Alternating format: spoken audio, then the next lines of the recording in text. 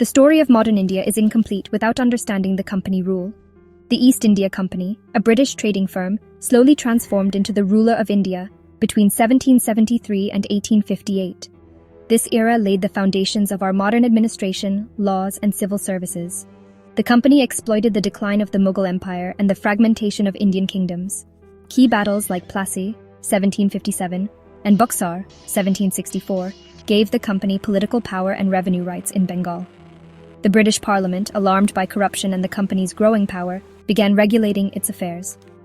Laws passed during this period, like the Regulating Act of 1773, were the blueprints for India's future governance. The Company Raj was distinct from the later British Raj. It was a time of transition from commerce to conquest. Understanding this period is crucial for connecting India's colonial past to its present systems. The legacy of company rule still shapes India today. The Regulating Act of 1773 was the first major British attempt to control the East India Company. It created the post of Governor-General of Bengal. Warren Hastings was the first, and made Bombay and Madras subordinate to him.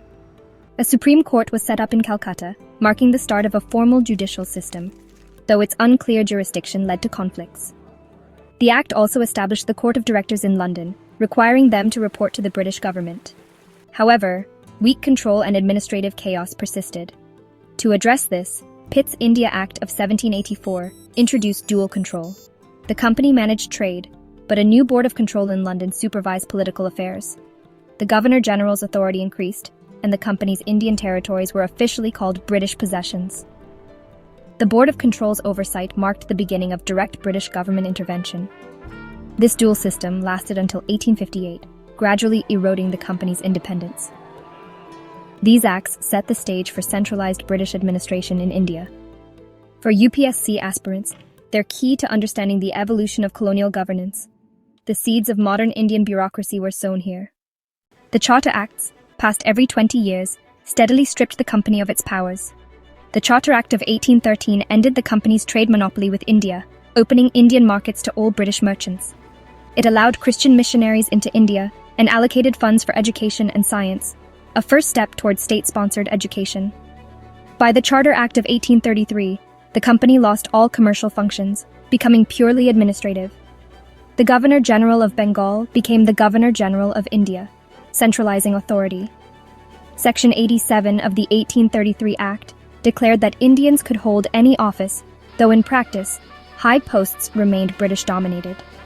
The Act also introduced a law member to codify Indian laws. Lord Macaulay's work led to the Indian Penal Code.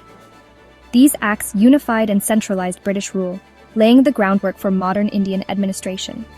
The transformation from a trading company to a governing body was now complete.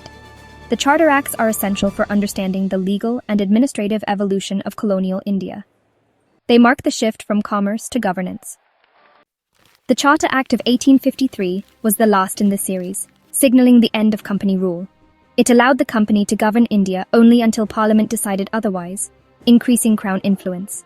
The Act introduced open competition for civil service jobs, theoretically open to Indians, but practical barriers remained.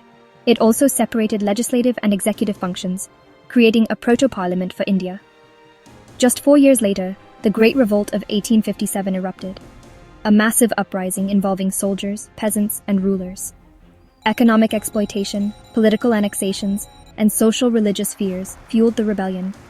The immediate trigger new rifle cartridges, rumored to be greased with animal fat, offending both Hindus and Muslims. The revolt exposed the company's inability to govern such a vast land. The British brutally suppressed the uprising, but the message was clear: company rule had failed. The revolt was the final blow, forcing Britain to rethink its control over India. The stage was set for direct crown rule. The governors-general were the architects of company rule, shaping India's colonial destiny. Warren Hastings, 1773-1785, built the administrative and judicial foundations, but faced scandals and impeachment. Lord Cornwallis, 1786-1793, professionalized the civil service, introduced the permanent settlement, and reformed the police and judiciary. Lord Wellesley, 1798-1805, expanded British power through the subsidiary alliance, making Indian states dependent on the company. Lord William Bentinck, 1828-1835, was a reformer. He abolished sati, suppressed thuggee, and promoted English education.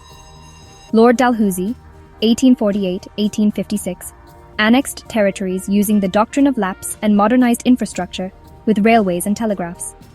Each Governor-General's policies reflected the changing priorities of British rule, from conquest to reform.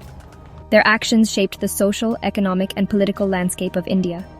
Studying their tenures reveals the evolution of colonial policy. The legacy of these men is still visible in India's institutions. They were both builders and agents of imperialism. Their reforms and conquests set the stage for the final transition to crown rule. Understanding them is key for any serious student of Indian history. The Revolt of 1857 forced Britain to end company rule. The Government of India Act 1858 dissolved the East India Company, transferring all powers to the British Crown. The Governor-General became the Viceroy, representing Queen Victoria. A new Secretary of State for India, aided by a council, took charge in London. The act promised to respect Indian princes and religious customs, aiming to calm post-revolt tensions. The era of the British Raj began, lasting until independence in 1947. Let's recap. The Regulating Act, 1773, started British oversight. Pitt's India Act, 1784, created dual control. Charter Acts, 1813, 1833, 1853, ended trade monopolies and reformed administration. The 1857 Revolt ended company rule. The 1858 Act began Crown rule. This period saw the transformation of India's governance from a trading company to a colonial state. The legacy of these changes still shapes India's institutions today. For UPSC aspirants, understanding this era is essential. The company Raj ended, but its impact endures.